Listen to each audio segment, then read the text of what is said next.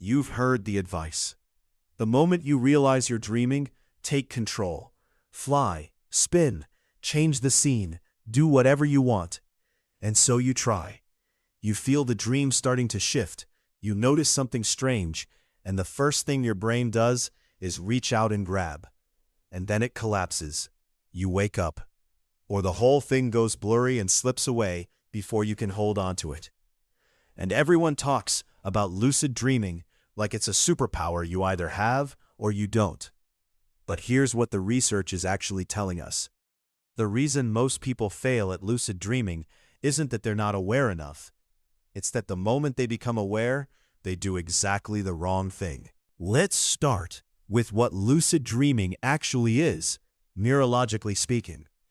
A lucid dream occurs when the prefrontal cortex, the part of your brain responsible for self-awareness and rational thought, becomes partially reactivated during REM sleep. Most of the time during dreams, that region goes quiet, which is why you can be standing in your childhood home that's somehow also an airport without questioning it for a second. Lucidity happens when that self-aware part of you wakes up while the rest of you stays asleep. The problem is that the prefrontal cortex is fragile in this state. Any spike in arousal, any sudden emotional response, any intense shift in attention, and it either pulls the rest of you awake or collapses back into non-lucidity.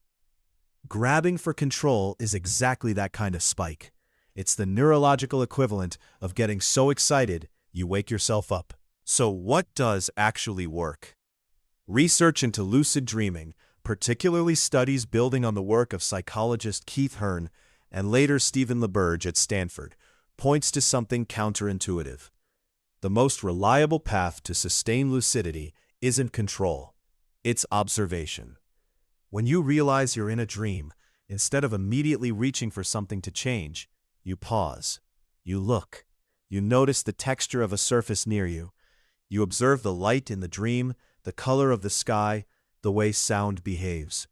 You treat the dream not like a sandbox you're about to take over, but like a place you've just arrived in for the first time.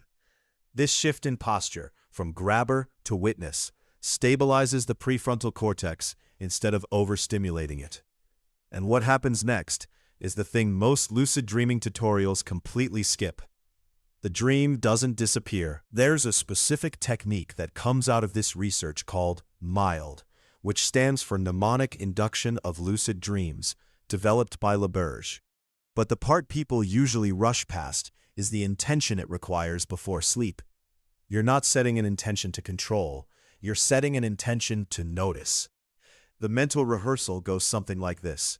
When I realize I'm dreaming, I will stop. I will look at my hands. I will feel the ground beneath me. I will observe before I act. This isn't passive. It's a completely different form of engagement, one that asks more of you cognitively, not less, because observation without reaction is genuinely harder than impulse. Here's where it connects to something deeper in how your brain works during sleep. REM sleep is not a quiet state. Your brain during REM is almost as active as when you're awake. The difference is in which systems are online. The emotional and visual systems are running at full capacity. The logical, inhibitory systems are mostly offline. Lucid dreaming is the narrow window where the logical system flickers back on without shutting the dream down. And it flickers back on gently. The moment you try to force it, you're asking a fragile, partially active system to immediately take command. It's like asking someone who just woke up from anesthesia to sprint. The system isn't ready for that. But if you let it warm up, if you give it something quiet to do, like look around and observe, it stabilizes. And then, and this is the part that feels almost unbelievable until you experience it, the control comes on its own. Long-time lucid dreamers consistently describe this progression. They become aware, they pause, they look, the dream solidifies, and then, without forcing it, they realize they can move through it intentionally, can alter elements, can choose a direction, because the stability was already there before they tried to steer. The control was never the goal. It was the outcome of something quieter and more deliberate. that came first. There are a few practical anchors that help. Before you sleep, briefly write down or mentally rehearse a dream sign, something unusual that has appeared in your dreams before, a recurring place, a person who shouldn't be there, a physical impossibility. Make your intention specific. When I see that sign, I will stop and observe. Not act, observe. Once inside the dream and aware, the single most effective stabilization technique is to touch something in the dream environment. Run your hand along a wall. Feel the weight of an object. This activates the tactile processing areas of the brain and dramatically reduces the chance of the lucid state collapsing.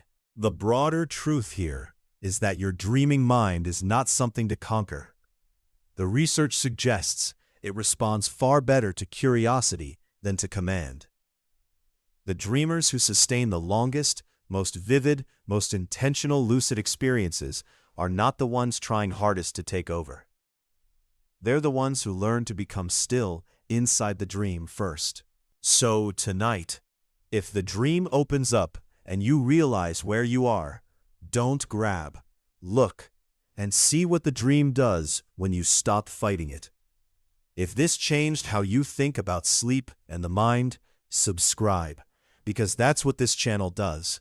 And if you want to go deeper, the psychology of people who process everything internally explains why your inner world at night might be far more complex than you've been giving it credit for. Click it.